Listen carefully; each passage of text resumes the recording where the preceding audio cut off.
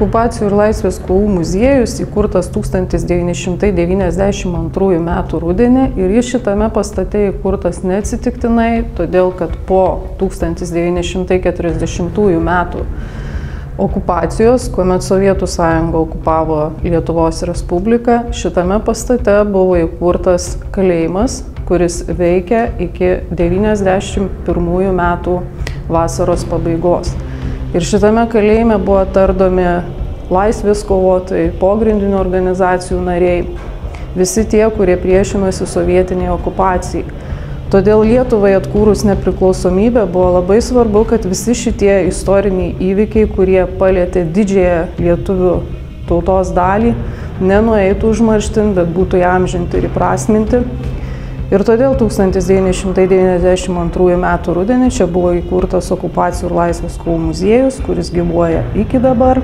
Muziejus yra gausiai lankomas užsienio turistų, taip pat Lietuvos moksleivių. Sunku būti mažai valstybei, didelės valstybės pašonėje, ypatingai jeigu ta didžioji valstybė yra nedraugiška, turi tam tikrų ketinimų, nori plėsti savo teritorijas iki begalybės ir todėl mažosios tautos dažnai nukenčia dėl to.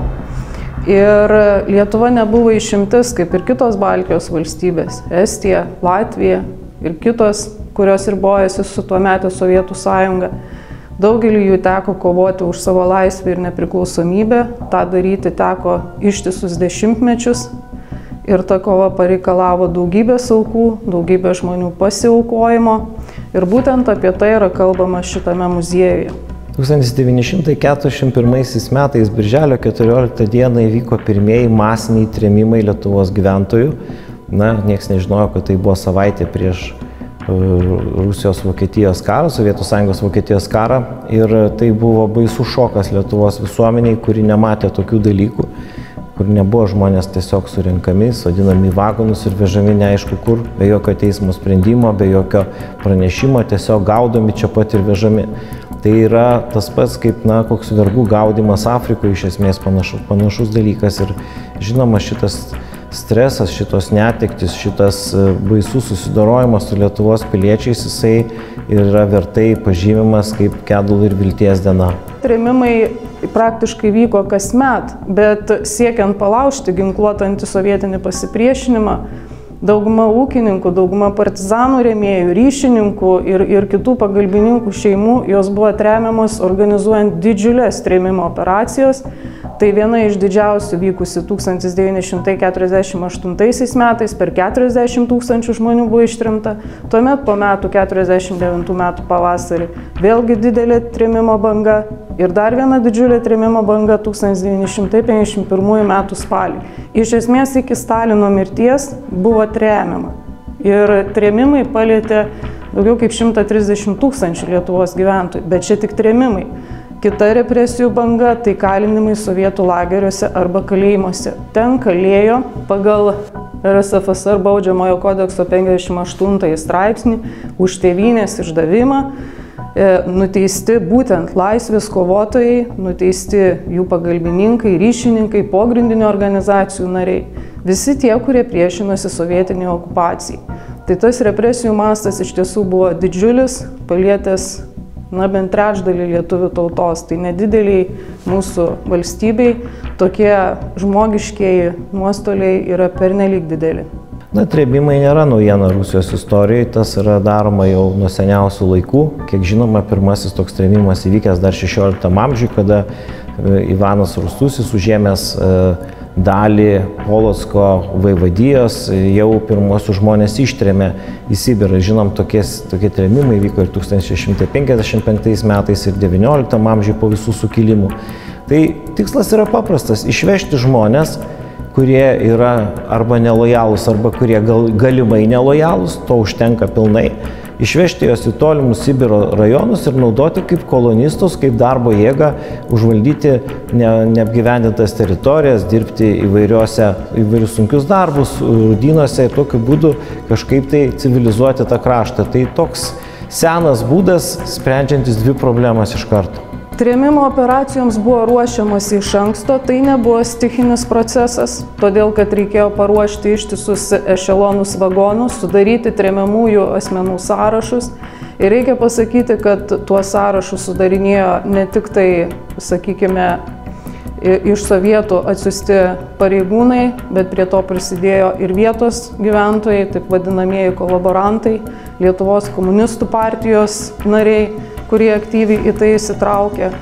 Ir sudarius tuos sąrašus, pagal tuos sąrašus ypatingo slaptumo buvo laikomasi prieš ruošiantis trėmimo operacijoms. Jos dažnai buvo vadinamos kodiniu kažkokiu atitinkamu žodžiu, kad nebūtų iššifruota, kad nebūtų žinoma. Ir tai buvo daroma labai tikslingai, kad žmonės vieni kitų neperspėtų, kad nepasislėptų, kad atėjus tai valandai, tam momentui, kad niekas nepabėgtų ir kad, taip paprastai tariant, ta šeima būtų susemta netikėtumo principu. Ir kada įsiverždavo į žmonių namus, dažnai tai buvo vidury nakties, ir apsupdavo sodybose, jeigu kaimuose tai vyko, jeigu miestuose tai įsiverždavo į butus. Ir iš esmės ginkluoti vyrai, kalbantis rusų kalba, ir sukeldavo tą didžiulį tokį šoką. Na ir duodavo keletą minučių, daugiausia valandą, susikrauti daiktus ir pasakydavo, kad jūs tiesiog būsite išvežti iš Lietuvos teritorijos į kitus Sovietų Sąjungos regionus. Ir toliau buvo tos šeimos kraunamos, sakykime, į sunkvežimių priekabas ir vežamos į geležinkelio stotis, o ten jau buvo, taip sakant, formuojami tie ešelonai. Ir tas pats trėmimo momentas, kol užpildydavo tuos ešelonus, kol surinkdavo tų 10, 20, 30, 40 tūkstančių žmonių, tas užtrukdavo keletą dienų. Ir tie pirmieji atvežti tas keletą dienų jau buvo laikomi tuose vagonuose. Jeigu tai vykdavo vasarą, tai buvo labai karšta, buvo tvanku tuose vagonuose. Ir šitaip sugrūstus tos žmonės išveždavo į nežinią. Niekas nieko neaiškino, į kokią konkrečią vietą jie važiuos, ką jie ten veiks. Ir iš esmės priklausė nuo to, į kokią geografinę zoną Sovietų Sąjungai tie tremtiniai pakliūna. Nuo to priklausė, kokiuose būstuose jie gyvens, kokius darbus jie dirbs.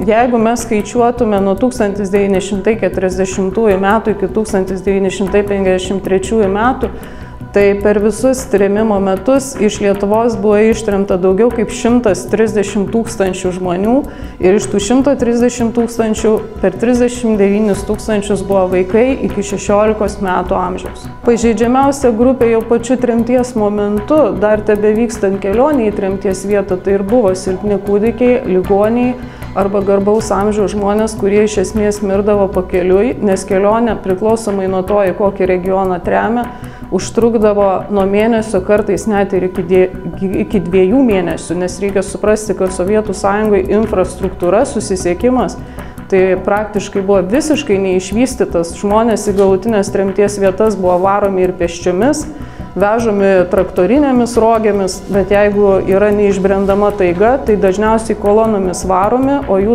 daiktus kažkas priekyje veža. Dažniausiai tai buvo koks nors vikšrinis traktorius, į kurio ten tam tikras rogės sukraudavo turimą mantą. Na ir iš tiesų tos netektis buvo didžiausios pirmaisiais tremties metais, ypatingai pirmąją tremties žiemą, nes tremtinių niekas nelaukė. Vietos gyventojai buvo nuteikti prieš juos, kad tai yra liaudės priešai, pavojingi, su jais geriau nebendrauti, neturėti jokio ryšio. Ir apgyvendinami iš tiesų labai atsitiktinėse vietose, nes trėmimas tai ir buvo, tikslas jo buvo išvalyti kraštą, išvežti tuos žmonės ir niekas sugrįžtančių jų nelaukė. Tai todėl tos netektis okupantų jos visiškai buvo bereikšmės, niekas jų neskaičiuodavo, tai buvo kiekvienos šeimos asmeninis skausmas, asmeninė netektis. Ir išgyventi buvo tikrai begaliniai sunku ir todėl reikėjo kažkaip susitelkti ir padėti vieni kitiems. Ir tremtiniai, dauguma jų dėl to ir išliko, kad labai telkėsi ir stengiasi padėti vienas kitam, nepalikti vienas kito ir kaip galėdami ir tuo paskutiniu duonos kąsniu. ar savo atsivežtus daiktus pradėjo mainyti su vietos gyventojais į kažkokį tai maistą tam, kad išliktų.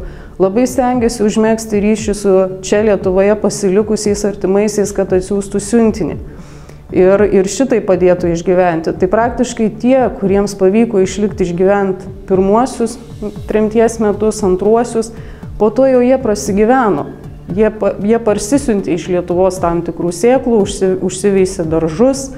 Žodžiu, pradėjo didesnės šeimos, ypatingai tos, kuriuose, sakykime, paaugliai vaikai ir daugiau tos fizinės jėgos buvo, galėjo pasistatyti tam tikrus nedidelius namelius, kuriuose galėjo gyventi. Na, bet jų tas gyvenimas tremtyje vis tiek buvo apribotas, todėl kad šitos tremtinių gyvenvietės jos buvo vadinamos spec gyvenvietėmis. Tokiose gyvenvietėse buvo komendantūros, iš tremtinių asmens dokumentai buvo atimti, jiems buvo išduoti tokie pažymėjimai ir jie tose komendantūrose turėdavo reguliariai atsižymėti. Už visą šeimą atsižymėti. Ir tai buvo daroma neatsitiktinai, o tam, kad būtų tremtinių kontrolė ir kad būtų priežiūra ir kad būtų sužiūrėta, ar kažkas nepabėgo, nes pabėgimų buvo tikrai nemažai. Atsidūrę vagonuose žmonės visą kelionės laiką praktiškai dauguma jų sako, kad maitinosi tuo, ką turėjo. Iš tų maisto atsargų, kurias patys turėjo. Tik jau įvažiavus, sakykime, po 2 savaičių į tos gilius, tokius atokius jau Sibiro, sakykime, regionus, reiškiasi, ešelonai sustodavo ir iš kiekvieno vagono po 2 žmonės galėdavo išeiti atsinešti verdančio vandens atsigerti, vadinamo kipitoko, arba kažkokį tai kubilėlį kažkokios virtos sriubos, kažkokios balandos arba kažkokios liesos košės. Tai iš esmės ta mityba jinai buvo tokia primityvi, skirta tik gyvybei palaikyti. Reikia suprasti, kad karo meto sąlygomis, nes vyko Antrasis pasaulinis karas, ir visas maistas buvo labai ribojamas. Atsidūrusiems tremtyje tremtiniams buvo išduodamos maisto kortelės. Tos kortelės buvo išduodamos ne tik tremtiniams, bet jos buvo išduodamos ir aplinkiniams gyventojams, nes maisto trūkumas buvo nepaprastai didžiulis. Ypatingai, ką vertino tremtiniai, tai jie vertino duonos kortelę, duonos normas ir visas maistas buvo normuojamas. Tai dirbantis asmenys uždirbdavo šiek tiek daugiau tos duonos, nedirbantis apskritai ta norma svyruodavo nuo 2 iki 400 gramų gyvybei palaikyti. Na ir tos duonos ne visada buvo. Galima sakyti, santykinai laimingi buvo tie, kurie pakliūdavo į didesnės tremtinių gyvenvietės, kuriuose buvo pati ta kepykla ir tos duonos nepristigdavo. Bet jeigu atsidurdavo kažkur vidury taigos, kur absoliučiai jokios gyvybės nėra ir siausdavo didžiulės Sibiro žiemos, tai iš esmės būdavo badas. Ir labai nemažai žmonių mirė nuo išsekimo, galima sakyti, nuo bado. Per tas atšiaurės Sibiro žiemas, kada nieks jokio maisto nepristatydavo. Tai visas tas kortelinis maistas, jisai ant kortelių tas maistas, jisai praktiškai tos kortelės išliko dar ir keletą metų pasibaigus karui. Ir pametus tokią duonos kortelę, tai buvo didžiulė netektis šeimai, nes jie suprato, kad tai bus badas pametus tokią kortelę, nes antros tokios kortelės duonai niekas neišduodavo. Ir kaip ir minėjau, kad tam, kad prasimanytų maisto, tremtiniai turėjo eiti ir užmegzti ryšį su vietos gyventojais, kad išmainytų savo atsivežtus daiktus bent į kažkokį tai maisto davinį. Sakykime, tie vietos gyventojai patys nelabai ką turėjo, bet galėjo, sakykime, paremti pienu, paremti bulvėmis. Duonos vietos gyventojai irgi labai stokojo ir tuo dalintis visiškai negalėjo. Bet pagrindinis maistas tai buvo pienas, bulvės, na ir kokia nors daržovė, dažniausiai tai buvo burokėlis. Jokio tokio kažkokio įmantraus raciono tikrai nebuvo Sibire. Priklausomai nuo to, į kokias tremties vietas buvo ištremti žmonės, jų buitis reiškiasi ir buvo tokia, koks tas yra kraštas. Pavyzdžiui, kai 1940 m.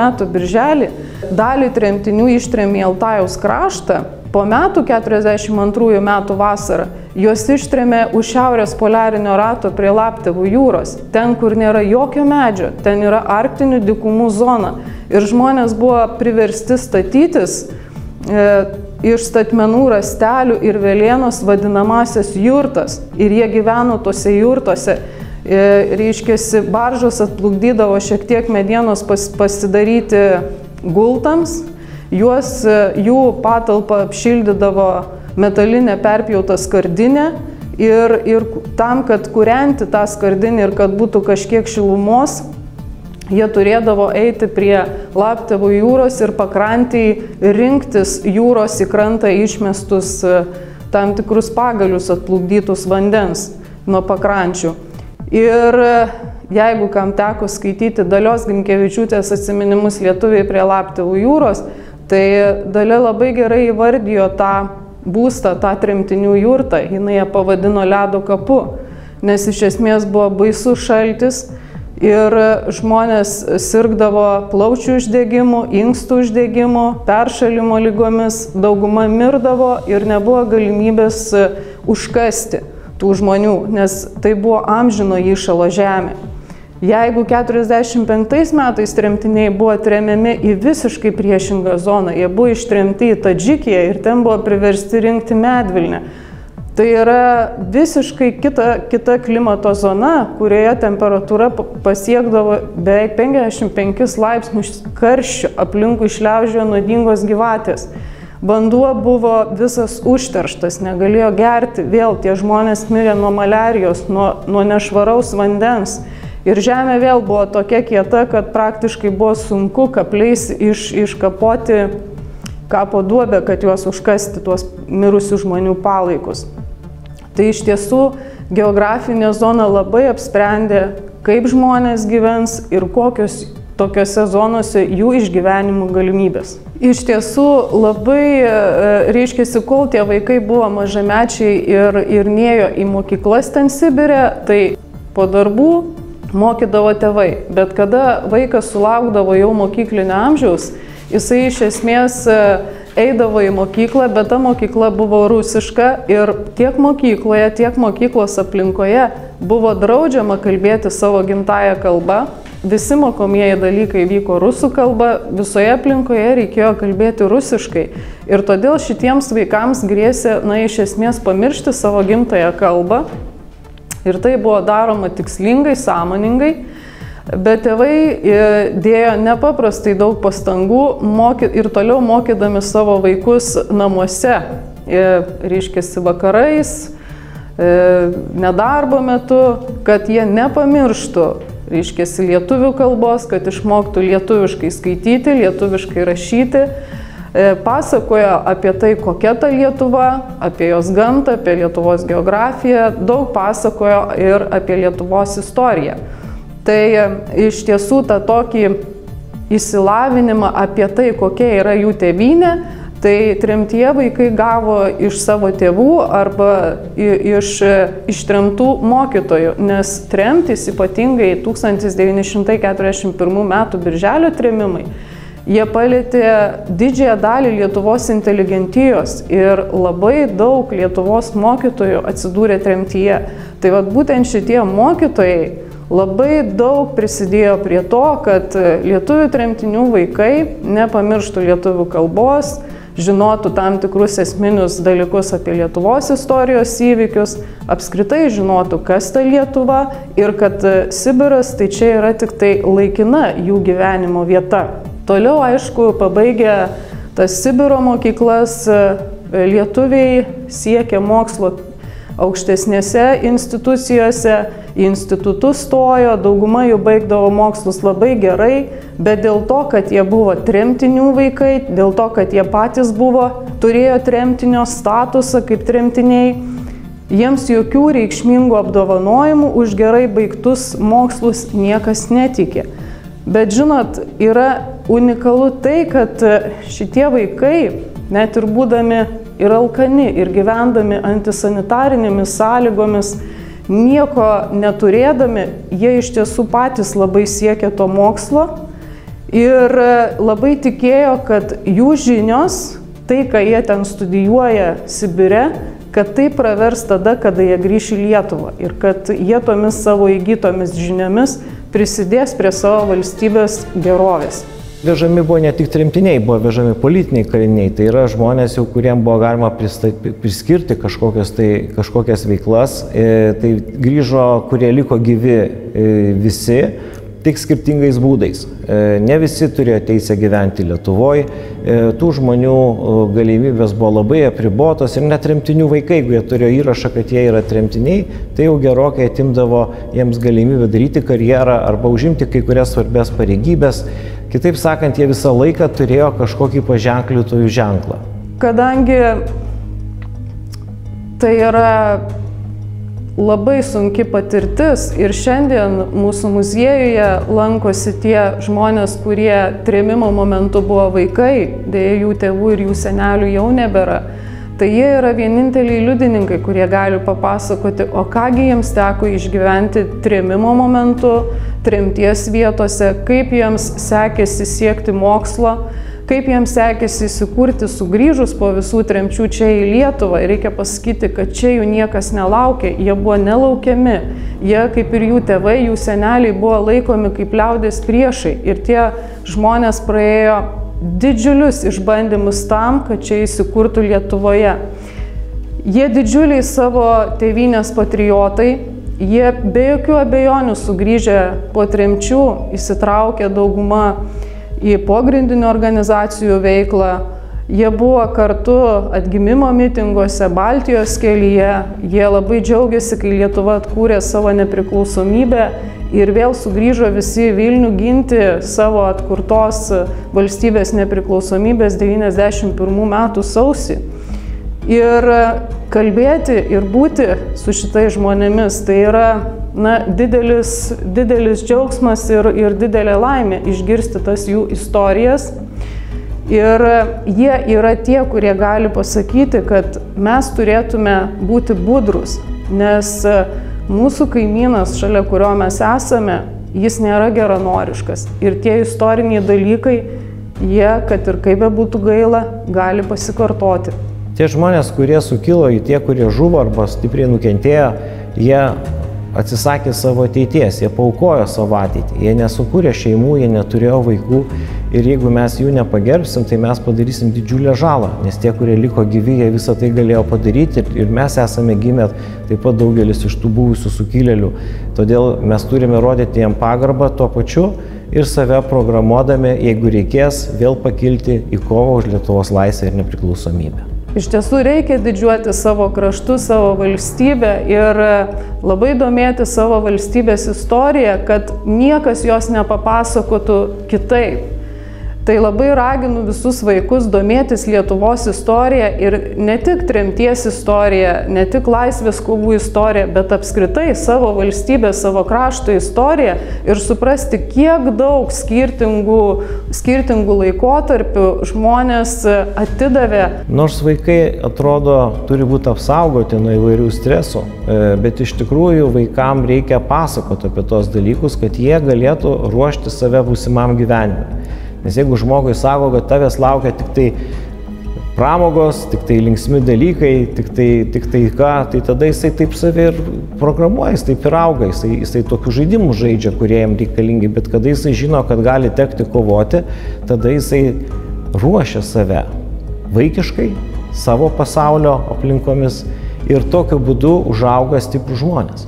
Nes sunkus laikai gimdo stiprius žmonės, lengvi laikai dėja gimdo lengvų žmonės ir tokiu būdu reiškia silpnus. Ir tada, jeigu toks užauga tokia karta žmonių, kurie nesiruošia sunkiam laikam, o juos užgriūna, tai jie tam yra nepasiruošę, jie labai nukenčia ir jie nesugeba to krašto apginti. Dėl to nereikia bijoti sunkių temų, reikia ruošti žmonės tam gyvenimui, kuris jų galimai laukia.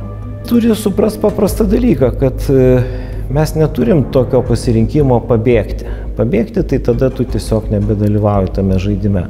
Bet mes turime kovoti už savo laisvę ir nepriklausomybę, nes jeigu mes nepadarysim to arba mums nepavyks, mes nesugebėsim, tai mūsų laukia vergų likimas. Tai tas suvokimas, kad tavęs laukia vergų likimas, skatina laisvus žmonės kovoti už savo laisvę. Čia yra jų pagrindinė užduotis. Ir tas kuris labai populiarus paskutiniu metu pasitraukimas, pabėgimas, tai jisai reiškia, kad tu viską atiduodi, viską, ką turi ir sustiprini tą priešą, kuris užpuolė, kad jis būtų dar stipresnis. Geriau kovoti, negu paskui, reiškia, net nepakovojus važiuoti ir kentėti, Sibiro platybėse. Meilė tėvynėje yra labai paprastas dalykas, tai yra žmogaus ryšys su jo supančia aplinka. Tai yra ta aplinka, iš kurios tu atsiradai, kur yra tavo šaknis ir kada yra tasai toks emocinis ryšys, tai tada ir gerai jautiesi savo žemėje ir tada supranti, kodėl reikia ją ginti, kodėl rūpintis, kodėl reikia ją puoselėti. Nes jeigu žmogus neturi ryšio su ta žeme, kurioje jisai užaugo, gimė, tai jisai yra panašus į smėlio smiltelę, kuris sudaro dykumas. Ir iš tokių žmonių jokios naudos. Jie visur važiuoja, ieško kur geriau, bet jie ištirpsta. Jeigu ne jie, tai jų vaikai, jie nebeturi tapatybės ir jie tampa, tų emigrantų armijos sudėtinė dalimi. Tai čia yra, ta meilė tėvynė yra tiesiog savisaugos dalykas, nes jeigu tu neturi savo tėvynės, jeigu tu esi žmogus be šaknų, tai tu esi nelabai svarbus, tu esi tiesiog statistinis vienetas. Ir, jeigu būtų galima palyginti dykumą, galima būtų palyginti su granito kalnu, tai tie žmonės, kurie turi ryšį su savo tėvynė, tai jie yra kaip tas granito kalnas, galingas, atsparus, mažai pasiduodantis erozijai ir ant tokių žmonių, ant tokių kalnų galima statyti stiprius dalykus. O jeigu viskas yra ištižę, jeigu žmonės praradė istorinę sąmonę, jie nebeskiria gėrio nuo blogio, tai jie labai greitai yra suvalgomi kitų tautų ir tampa jų vergais. Tokių tautų išnykusių yra labai daug, dėja labai daug ir tikrai nesinorėtų, kad Lietuva šitiek metų atlaikiusi savo laisvę ir nepriklausomybę, šitiek laimėjusių kovų, dabar subirėtų ir ištirptų vien dėl to, kad tai nepatogu, neapsimoka, negražu arba nemadinga. Aš manau, kad Lietuva turi būti tuo, ko visada buvo – stipriu laisvės bastionu.